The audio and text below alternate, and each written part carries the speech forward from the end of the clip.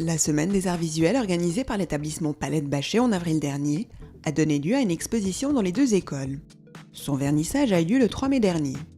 Un des objectifs prioritaires du projet d'établissement pour l'établissement Palette Bachet est l'organisation tous les 2 ans d'une semaine thématique.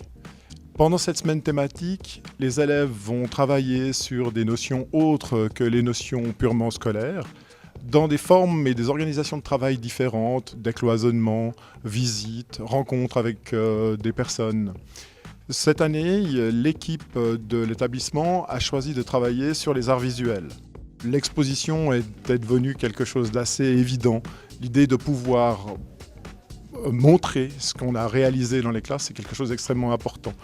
Je souhaite également que les élèves puissent commenter, raconter à leurs parents ce qu'ils ont fait, et puis qu'ils prennent aussi le temps d'aller découvrir ce que les camarades ont pu faire également sur le même thème, sachant que ce que nous avions fixé comme objectif s'appelle les couleurs du monde.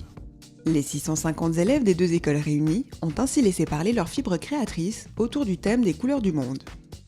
Le ton de cette exposition y partage avec le public les créations nées de cette semaine particulière. L'exposition vous permettra de découvrir les travaux de toutes les classes. Elle se compose de 2 parties, une ici aux Palettes, dans les sous-sols de l'école, où les classes ont investi les murs, les fenêtres, les rebords pour pouvoir exposer toutes les productions.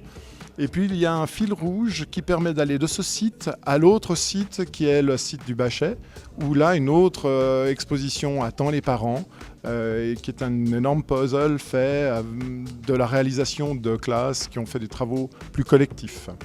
C'est important pour nous de faire un lien, c'est aussi un des objectifs de cette expo, mais de toute la semaine, de pouvoir faire un lien entre les 2 écoles de l'établissement. L'aspect pédagogique mis en place durant la Semaine des Arts Visuels est prolongé au travers de cette exposition. Au-delà des magnifiques réalisations que vous pourrez voir durant l'exposition, il y a tout le travail derrière pour les élèves d'aller chercher comment un artiste travaillait.